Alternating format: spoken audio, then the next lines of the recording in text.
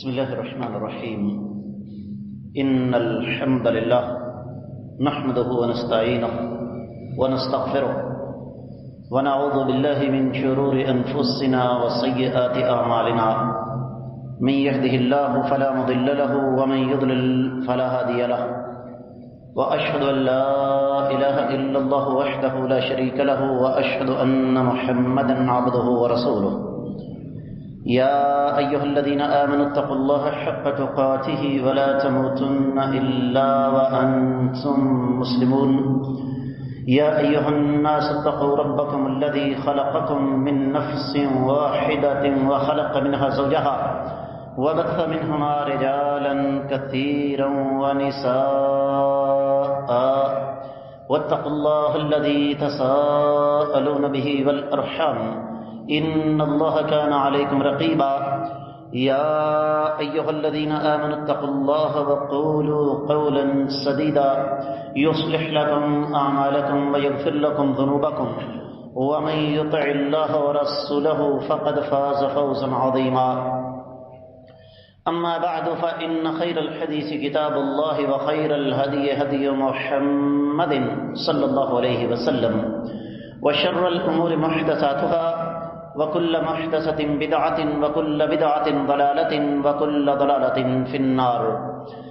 قال الله عز وجل بعد أعوذ بالله السميع العليم من الشيطان الرجيم بسم الله الرحمن الرحيم قاف والقرآن المجيد بل عجبوا أن جاءهم منذر منهم فقال الكافرون هذا شيء عجيب أإذا متنا وكنا ترابا ذلك رجع بعيد قد علمنا ما تنقص الأرض منهم وعندنا كتاب حفيظ بل كذبوا بالحق لما جاءهم فهم في أمر مريج أفلم ينظروا إلى السماء فوقهم كيف بنيناها وزيناها وما لها من فروج والأرض مددناها وألقينا فيها رواسي وأنبتنا فيها من كل زوج بهيج تبصرة وذكرى لكل عبد منيب ونزلنا من السماء ماء مباركا فأنبتنا به جنات وحب الحصيد والنخل باسقات لها طلع نضيد رزقا للعباد وأحيينا به بلدة ميتا كذلك الخروج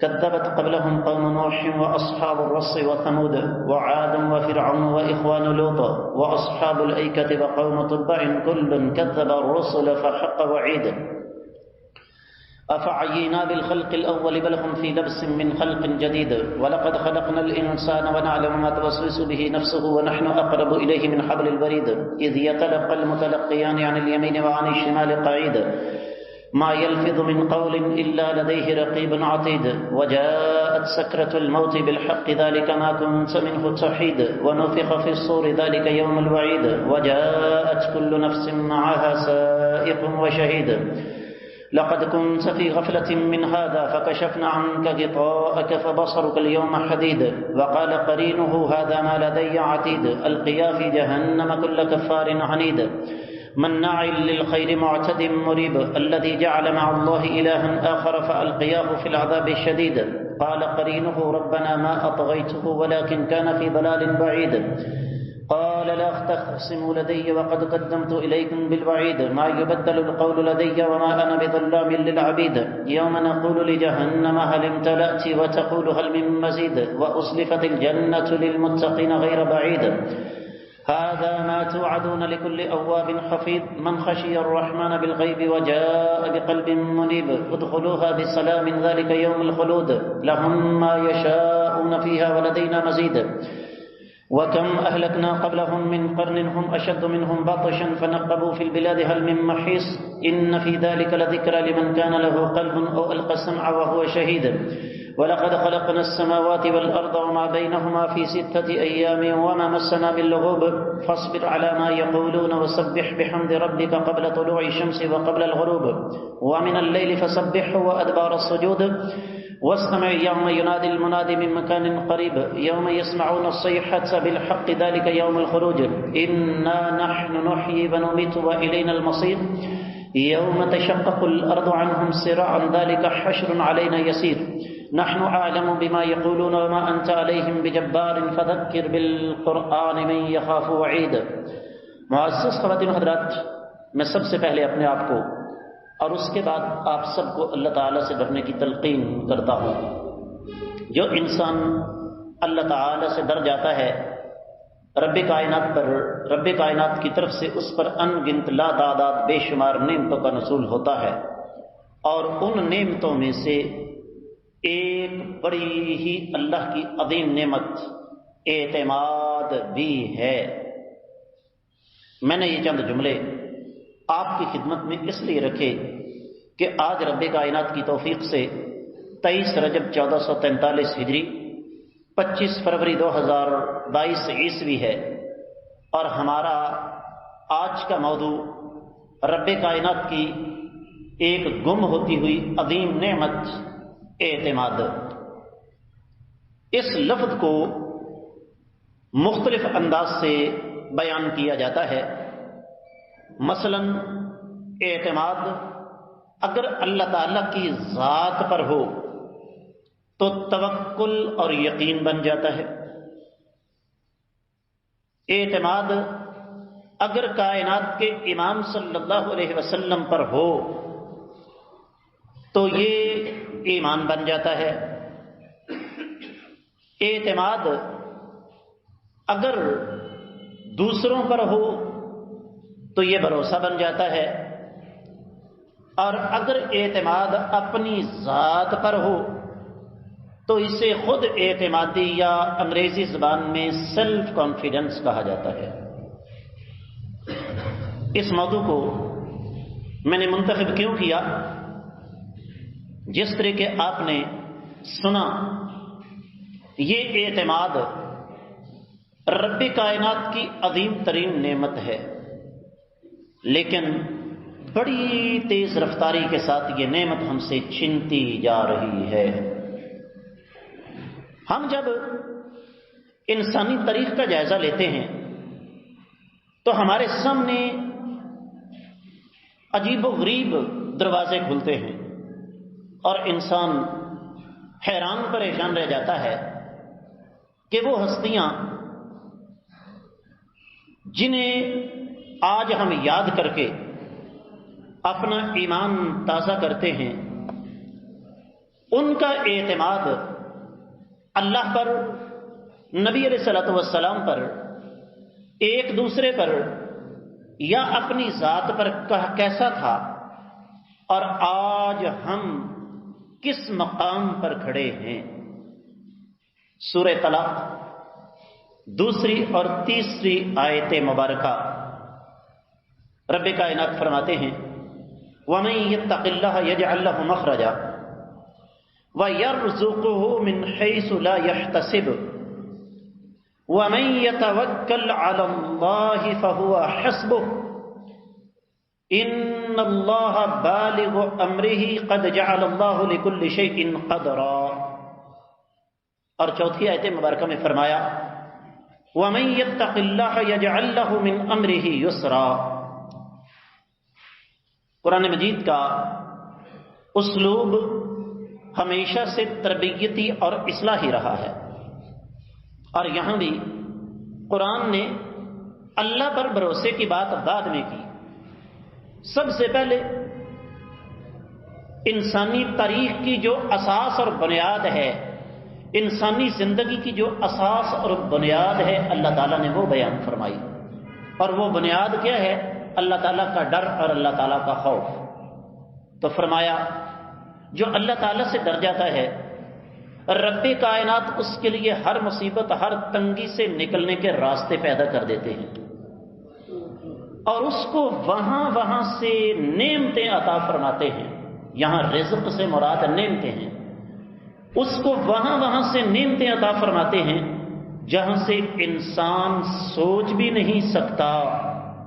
اس کے بعد رب کائنات نے بات کی ہے کہ جو انسان اللہ پر توکل کرتا ہے، اللہ پر اعتماد کرتا ہے، اللہ پر بھروسہ کرتا ہے، رب کائنات اس کے لیے کافی ہو جاتے ہیں۔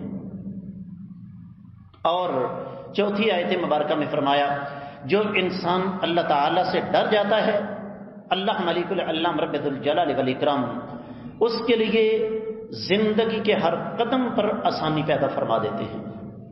اب یہاں پر آگے بڑھنے سے پہلے ایک سوال ہے کہ رب کائنات نے قرآن مجید میں مختلف مقامات پر توکل، بھروسہ، اعتماد، اس کی اتنی زیادہ اہمیت کیوں وعدے کی ہے؟ اس کا جواب بھی قرآن مجید میں موجود ہے۔ سورۃ النساء کی 28ویں آیت مبارکہ میں اللہ فرماتے ہیں وَخُلِقَ الْإِنسَانُ ضَعِيفًا، انسان کمزور پیدا ہوا ہے۔ اور اس سے بھی پہلے میں ایک بات سمجھا دوں، اعتماد اور بھروسہ یہ ایک جذبہ ہے، یہ انسان کو اپنی آنکھوں سے نظر نہیں آتا، لیکن یہی اعتماد، یہی توکل، یہی ایمان، یہی یقین، یہی بھروسہ انسان کو اندرونی طور پر مضبوط کرتا ہے۔ اور اس کے لیے زیادہ تفصیلات میں جانے کی ضرورت نہیں ہے، اس لیے کہ واقعات سے ہماری آگاہی کوئی کم نہیں۔ چشم فلک ایک عجیب منظر دیکھ رہی ہے، اور وہ منظر کیا ہے؟ ایک آدمی اپنے 6 مہینے کے بچے کو اپنی بیوی سمیت لقودق صحرا میں چھوڑ کر جا رہا ہے۔ کس کے بھروسے بھائی؟ کیا خیال ہے؟ مزید کچھ کہنے کی ضرورت ہے؟ آج کا انٹرنیٹ پر بیٹھنے والا نوجوان، موبائل چلانے والا نوجوان، 2 اور 2 کر کے 4 کرنے والا نوجوان اگر اس منظر کا تصور کرے تو نعوذ باللہ نعوذ باللہ نعوذ باللہ، وہ کہے گا کہ بیوی اور بچے کو لقودق صحرا میں، جہاں کوئی بھی نہیں ہے، تا حد نظر چلچلاتی دھوپ ہے، ایسے آدمی کے ذہنی توازن کو درست نہیں کہا جا سکتا۔ لیکن بات پھر وہی ہے کہ بے خطر کود پڑا آتش نمرود میں عشق عقل ہے، محو تماشا لبے بام ابھی۔ جب اللہ پر بھروسہ کیا جاتا ہے تو عقل کہیں بہت پیچھے رہ جاتی ہے، اور اس کا نتیجہ میرے اور آپ کے سامنے۔ جہاں بیوی اور بچے کو چھوڑا، کس کے بھروسے پر بھائی؟ کائنات کا، انسانی تاریخ کا سب سے بہترین پانی کا چشمہ وہاں سے نکلا، اور وہ وادی جو چٹیل اور ویران تھی آج بھی انسانی تاریخ کا سب سے آباد خطہ ہے۔ اور پھر یہیں پہ بس نہیں، میرے اللہ نے اس توکل کا، اس بھروسے کا، اس اعتماد کا اگلا انعام کیا دیا کہ ابراہیم علیہ السلام، آپ اگر مجھ پر بھروسہ کرتے ہیں تو سنیے، آپ کی بیوی نے یہ جو صفا اور مروہ کے 7 چکر لگائے ہیں، ان 7 چکروں کو میں حج اور عمرے کا حصہ قرار دیتا ہوں۔ جو تمہاری بیوی کے نقش قدم پر چلتے ہوئے 7 چکر نہیں لگائے گا، نہ حج ہو سکتا ہے، نہ عمرہ ہو سکتا ہے۔ وَمَن يَتَوَكَّلْ عَلَى اللَّهِ فَهُوَ حَسْبُهُ، جو اللہ پر بھروسہ کرتا ہے، اللہ پر اعتماد کرے، رب کائنات اس کے لیے کافی ہو جاتے ہیں۔ تاریخ کا برق پلٹتا ہے۔ ایک بدبخت انسان کو خواب آتا ہے کہ بنی اسرائیل میں ایک بچہ پیدا ہوگا جو میری سلطنت کو برباد کر دے گا۔ میں نے کہا نا، تفصیلات میں نہیں جاتا میں۔ نجومیوں نے خواب کی تعبیر بتائی۔ خواب دیکھنے والا بذات خود قبطی تھا۔ جب خواب کی تعبیر کا پتہ چلا، فیصلہ کیا کہ بنی اسرائیل میں پیدا ہونے والے ہر لڑکے کو قتل کر دیا جائے گا۔ نسل معدوم ہونے کا خدشہ پیدا ہو جاتا ہے۔ بنی اسرائیل احتجاج کرتے ہیں، اعلان کر دیا 1 سال پیدا ہونے والا بچہ ہر کوئی قتل ہو جائے گا، 1 سال پیدا ہونے والے بچوں کو چھوڑ دوں گا۔ عرش والے نے کہا ٹھیک ہے۔ جس سال اس نے بچوں کو قتل کرنا تھا، اسی سال ایک شخص عمران کے گھر میں ایک بچہ پیدا ہوتا ہے جس کا نام موسیٰ ہے۔ قرآن کہتا ہے وَأَوْحَيْنَا إِلَىٰ أُمِّ مُوسَىٰ، میں یہ چاہوں گا کہ ذرا چند لمحات کے لیے آپ اس منظر کو اپنے سامنے لائیں۔ قرآن کہتا ہے وَأَوْحَيْنَا إِلَىٰ أُمِّ مُوسَىٰ، ہم نے سیدنا موسیٰ علیہ السلام کی ماں کی طرف وحی فرما دی، ان ارضعیہ، اپنے بچے کو دودھ پلاؤ، فَإِذَا خِفْتِ عَلَيْهِ، جب تمہیں ڈر اور خطرہ محسوس ہو کہ فرعون اس بچے کو قتل کر دے گا، اس کو لکڑی کے صندوق میں بند کر کے دریا کے حوالے کر دینا۔ کس کے بھروسے پر؟ یہ بھولنا نہیں آپ نے، میں نے کیا کہا کہ جب بھروسہ اعتماد اللہ کی ذات پر کیا جائے تو یہ توکل بن جاتا ہے۔ یا اللہ ہوگا کیا؟ فرمایا اس کے بعد میری قدرت کا کرشمہ دیکھنا کہ وہ جو اس بچے کا جانی دشمن ہے تیرے گھر میں رکھ کے اس بچے کو اپنے خرچے پر پالے گا، اور تیرے گھر کو سب پیلس چھوٹا محل قرار دے دیا جائے گا۔ ایسا ہوا کہ نہ ہوا؟ یہ ہے اللہ تعالیٰ کی ذات پر بھروسہ، اللہ کی ذات پر اعتماد۔ تھوڑا سا پیچھے جائیے، میں نے تاریخ کا ایک منظر چھوڑ دیا، چشم فلک ایک اور منظر دیکھ رہی ہے کہ سیدنا ابراہیم علیہ السلام کا نمرود اور اپنی قوم کے ساتھ مناظرہ ہوتا ہے، اور سنیے جہالت کی بدترین قسم کیا ہے۔ کراس ٹاکنگ کے دوران، اختلافی گفتگو کے دوران جب آپ تشدد پر اتر آئیں، لڑائی جھگڑے پر اتر آئیں، جب کوئی شخص اختلافی گفتگو کے دوران بد کلامی اور بد زبانی پر اتر آئے، تشدد پر اتر آئے، تو سمجھ لیجیے کہ اس کے پاس دلائل نام کی کوئی چیز موجود نہیں۔ بت ٹوٹے ہوئے دیکھے، کس نے کیا؟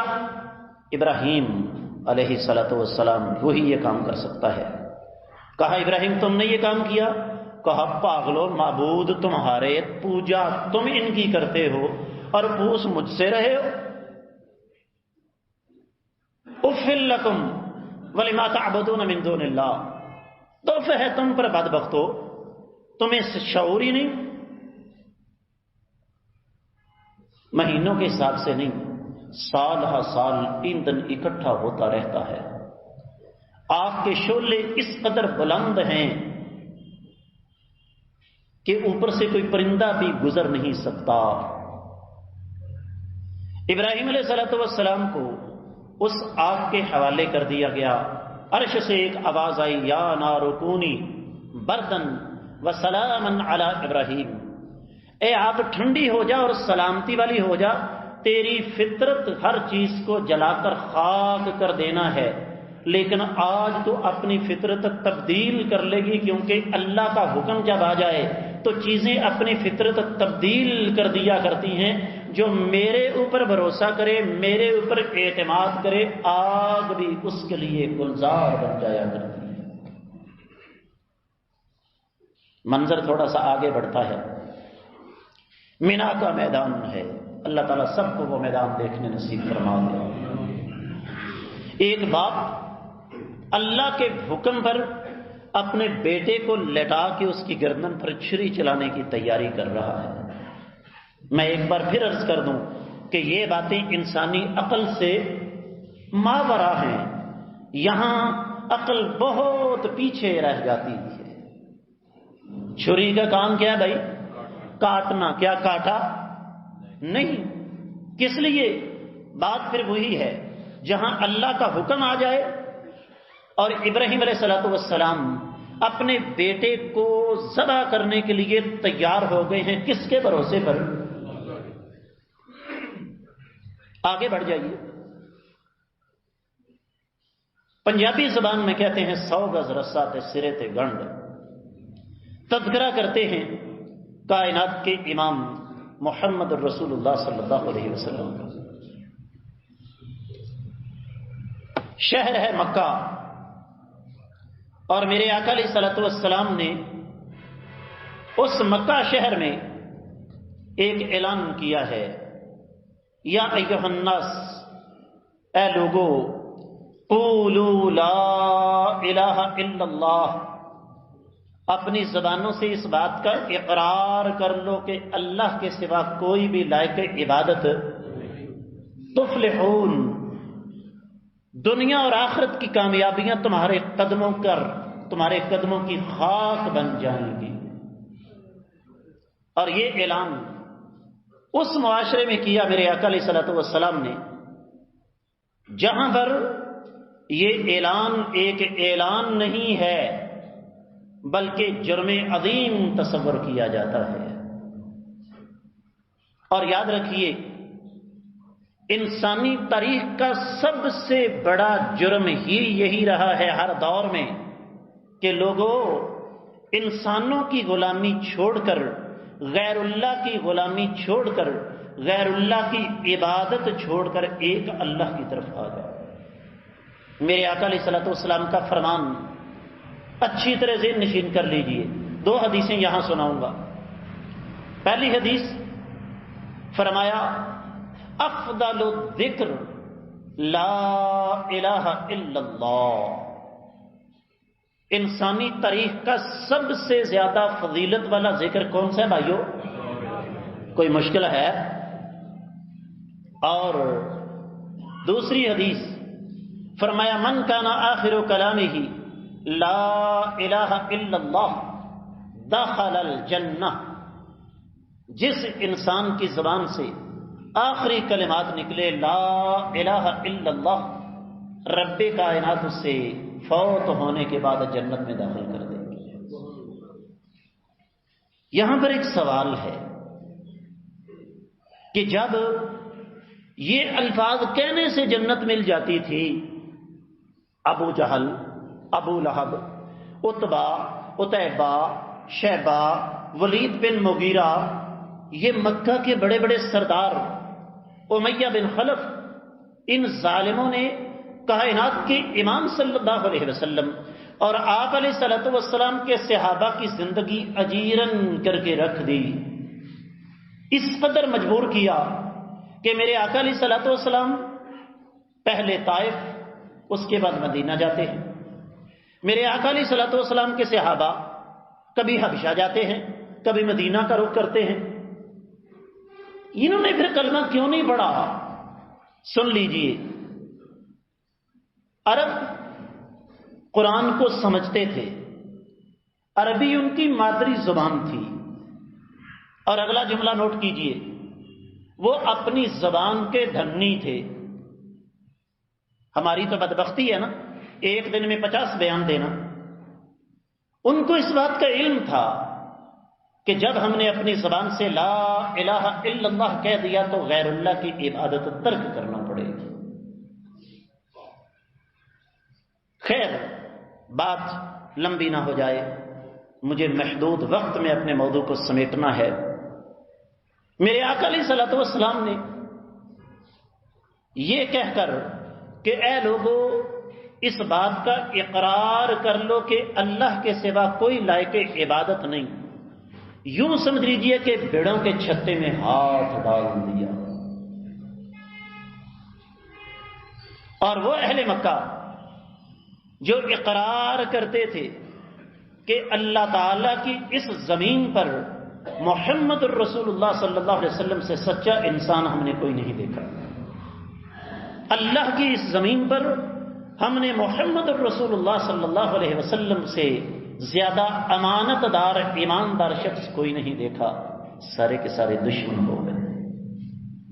اور ان میں سر فہرست عبد المطلب کا بیٹا، عبداللہ کا بھائی، میرے آقا علیہ الصلوۃ والسلام کا سگا چچا ابو لہب ہے، جس کی ناپاک زبان سے یہ الفاظ ادا ہوئے، تب لک یا محمد، اے محمد نعوذ باللہ نعوذ باللہ نعوذ باللہ، تمہارے ہاتھ ٹوٹ جائیں۔ یہ علیحدہ مسئلہ ہے کہ عرش والے رب نے اس کا جواب دیا، تبت یدا ابی لہب وتب، اے میرے نبی صلی اللہ علیہ وسلم، آپ تو قیامت تک کے لیے رحمت للعالمین ہیں اور آپ رہیں گے، اس بدبخت کے ہاتھ ٹوٹ جائیں، یہ بد دعا عرش والے رب کی طرف سے۔ اس جرم کی سزا کیا ملی؟ سوشل بائیکاٹ، شیب ابی طالب میں 3 سال، اس جرم کی سزا کیا ملی؟ جادوگر، پاگل، دیوانہ، نفسیاتی مریض قرار دیا گیا، شاعر کہا گیا۔ اور ایک وقت آیا جب عرش والے رب کی طرف سے یہ حکم آ گیا کہ میرے نبی اب یہ پاکیزہ سرزمین آپ پر تنگ ہو چکی ہے، مکہ چھوڑ دیں۔ اور میرے آقا علیہ الصلوۃ والسلام جب مکہ چھوڑتے ہیں تو اہل مکہ کیا کہتے ہیں کہ لا الہ الا اللہ کی طرف دعوت دینے والی اس ہستی کو جو زندہ یا مردہ گرفتار کر کے لائے گا ہم اس کو 100 اونٹ کا انعام دیں گے۔ اور یاد رکھیے یہ ہر دور میں ہوتا رہا ہے کہ رقیبوں نے رپٹ جا کے لکھوائی ہے تھانے میں کہ اکبر نام لیتا ہے خدا کا اس زمانے میں۔ چشم فلک ایک منظر دیکھ رہی ہے، اور وہ منظر کیا ہے کہ وہ ہستی مقدسہ جن کے اشارے پر جنت کا دروازہ کھلے گا ایک غار کے اندر اپنے ساتھی سمیت قیام پذیر ہیں۔ اہل مکہ قدموں کے نشانات ڈھونڈتے ڈھونڈتے اس غار تک پہنچ گئے۔ اکثریت جانتی ہے، جن کو نہیں پتا وہ سن لیں کہ غار، وہ جو غار ثور ہے، اس میں داخل نہیں ہوا جاتا، اس میں اترا جاتا ہے۔ جنہوں نے نہیں دیکھی وہ سن لیں، غار ثور کے اندر اترا جاتا ہے۔ قدموں کے نشانات ڈھونڈتے ڈھونڈتے اس غار کے دروازے تک پہنچ گئے۔ صدیق کائنات، محافظ نبوت، کیا احساس دیا عرش والے رب نے۔ ہر قدم پر ساتھ، زندگی میں نبی علیہ الصلوۃ والسلام کے ساتھ رہے، دنیا سے جانے کے بعد بھی ساتھ ہی دفن ہے، اور جنت میں بھی انشاءاللہ ساتھ ہی ہوں گے۔ کہا آقا اگر یہ پاؤں کی طرف دیکھ لیں تو ہم پکڑے جائیں۔ توکل کسے کہتے ہیں؟ ایمان کس چیز کا نام ہے؟ اللہ پر اعتماد کس چیز کا نام ہے؟ فرمایا اے ابو بکر پریشان ہونے کی ضرورت نہیں، ہم 2 نہیں، ہم 3 ہیں، تیسرا ہمارے ساتھ اللہ ہے۔ اللہ نے قرآن نازل کر دیا، ثانی اثنین اذ ہما فی الغار اذ یقول لصاحبہ لا تحزن ان اللہ معنا۔ میرے آقا مجھے اور آپ کو اللہ پر بھروسہ کرنا سکھا گئے۔ فرمایا ابو بکر گھبرانے کی ضرورت نہیں، قرآن کہتا ہے جب ایک نے دوسرے سے کہا گھبرانا نہیں، اللہ تعالی ہمارے ساتھ ہیں۔ آخری 2 منٹ توجہ کے ساتھ بات کو سنیے گا۔ میں نے تمہیدی کلمات میں ایک بات آپ کی خدمت میں رکھی، وہ کیا کہ اعتماد، بھروسہ، یہ اس دور میں ایک اللہ کی ایسی نعمت ہے جو بتدریج ختم ہوتی جا رہی ہے۔ میرے آقا علیہ الصلوۃ والسلام کا فرمان ہے، فرمایا دوست دوست کی پہچان ہوتا ہے۔ فَلْيَنْظُرْ، دیکھو ذرا، تم میں سے ہر کوئی شخص یہ دیکھے کہ تمہاری دوستی کس کے ساتھ ہے۔ 2 چھوٹی چھوٹی باتیں یہاں ذکر کرنا چاہوں گا۔ سب سے پہلی بات، دوست سوچ سمجھ کر بنائیے، اور اگر آپ نے کسی کو اپنا ساتھی بنا لیا ہے اور اس پر آپ کو اعتماد ہے، میرے آقا علیہ الصلوۃ والسلام کو ابو بکر پر، عمر پر، عثمان غنی پر، حیدر کرار پر، خالد بن ولید پر کیا تھا؟ رضی اللہ تعالی عنہ اجمعین۔ پہلی بات، جس پر اعتماد ہے اس کو اپنے ہاتھوں سے مت جانے دینا، چاہے اس کی قیمت جو مرضی ادا کرنا پڑے۔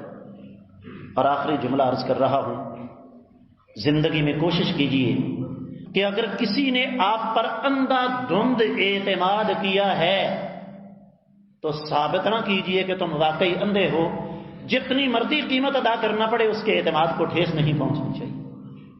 اپنے آپ کو اس قابل بنائیں کہ دوسرے ہم پر اعتماد کر سکیں۔ اللہ کی بارگاہ میں دعا ہے اللہ تعالی ہمیں سمجھ کر عمل کرنے کی توفیق عطا فرمائے۔